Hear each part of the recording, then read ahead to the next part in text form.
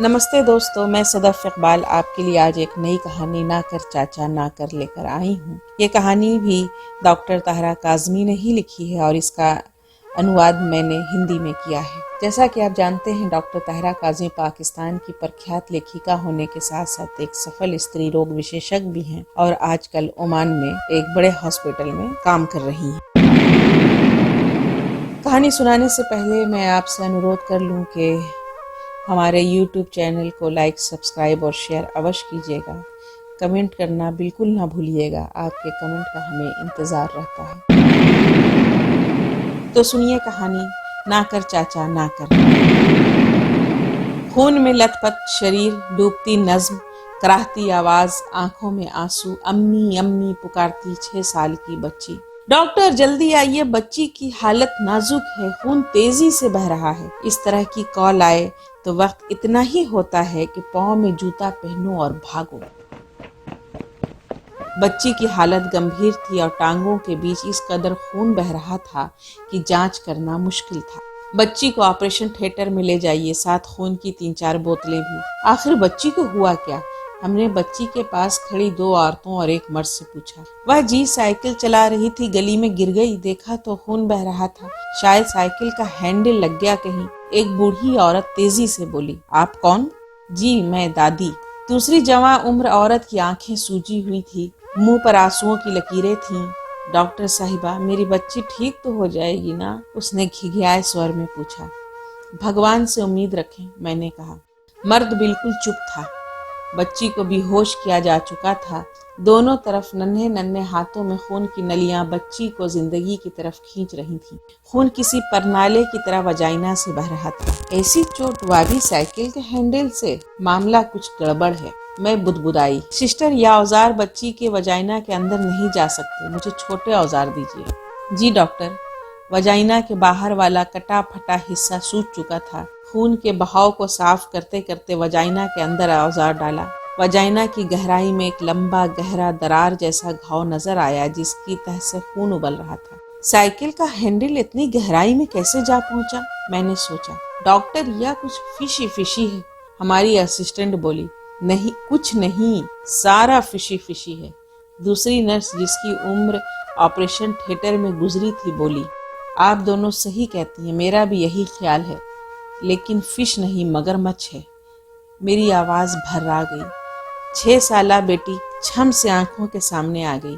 हे भगवान, या तो मेरी बेटी की उम्र की है, क्या मेरी बच्ची भी? नहीं नहीं नहीं। और कहीं नजदीक से पति की बात कानों में गूंजी, बच्ची को कभी भी किसी बहन भाई के घर नहीं छोड़ना। मैंने आंसू पी लिए। बच्ची की जान बचानी थी। सबसे छोटी सुई और पतले धागे से 6 साला बच्ची की वजाइना को उसकी गहराई में जिस मुश्किल से हमने सिया, वह बस हम ही जानते थे। जहां से टांका भरते उखड़ जाता, सूजी हुई मांसपेशियां धागे को कैसे पकड़ती। खैर, यह एक जंग थी जो हमने लड़ी। सिलाई खत्म करने के बाद भी कुछ न कुछ खून रिस रहा था। उसको एक स्पंज से पैक किया। अब वजाइना के बाहर सिलाई करनी थी। पेशाब वाली जगह भी छोटी सी थी। ऑपरेशन खत्म हुआ। हमने सिस्टर से कहा कि बच्ची की माँ को ऑपरेशन थिएटर के अंदर बने डॉक्टर के कमरे में लेकर आएं। डरी सहमी सिसकिया भरती 24-25 साल की माँ हमारे सामने बैठी थी। वह जी, इसका पति और सास इसे अंदर नहीं आने दे रहे थे, जिद कर रहे थे कि वह भी साथ आएंगे। मैंने कहा कि नहीं, सिर्फ माँ जाएगी। नर्स कहानी सुना रही थी। क्या नाम है तुम्हारा? मैंने बच्ची की माँ से पूछा। शगुफ्ता, वह डरी डरी आवाज में बोली। शगुफ्ता, क्या हुआ था बच्ची को? जी, वह साइकिल से गिर गई थी। देखो शगुफ्ता, मैं जान चुकी हूँ कि साइकिल केवल बहाना है, असल बात बताओ। ऐसा ही हुआ है जी, कसम ले लीजिए। उसकी आंखों से आंसू बह रहे थे। देखो, तुम नहीं बताओगी तो मैं अभी पुलिस को बुला लूंगी, मैंने सख्ती से कहा। सिसकियां चीखों में बदल गईं। डॉक्टर, उसे बचा लो, मेरी मासूम बच्ची, मेरी बेटी। डॉक्टर, उसे बचा लो। वो कहते हैं कि जुबान खोली तो तलाक देकर निकाल देंगे। मैं कहाँ जाऊंगी? कौन निकाल देगा? कौन कहता है? मैंने पूछा। मेरी सास और पति कहते हैं जवान खून है, गलती कर बैठा, अब क्या उसे जेल भिजवाएं? वह हिचकियां लेते हुए बोली। कौन? किसने गलती की? मेरा देवर, उसका चाचा। वह अभी भी ज़ारो कतार रो रही थी। चाचा?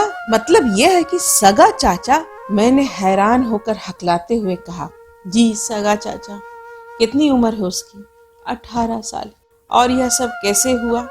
मैं तो जी सारा दिन किचन में रहती हूँ या आंगन में खेल रही थी, वह इसे अपने साथ छत पर बने कमरे में ले गया। जब बच्ची की हालत खराब हुई तो अपनी माँ को पुकारने लगा। मुझे तब भी पता चला जब मेरे पति ने मुझे कहा कि गुड़िया को देख लूं, उसकी तबीयत ठीक नहीं। मैंने देखा तो समझ गई कि यह चाचे के कमरे में खून से लथपथ क्यों पड़ी है। दादी और चाचे की तो मर्जी ही नहीं थी कि बच्ची को हॉस्पिटल लेकर जाएं। दादी कह रही थी, दाई बुलाती हूँ, ठीक कर देगी। मैं अपने पति का हाथ पकड़कर बहुत गिड़गिड़ाई। भगवान के लिए बच्ची मर जाएगी, इसे हॉस्पिटल ले चलो। बाप का दिल नर्म पड़ गया, लेकिन मुझसे माँ बेटे ने वादा लिया कि मैं किसी को नहीं बताऊंगी।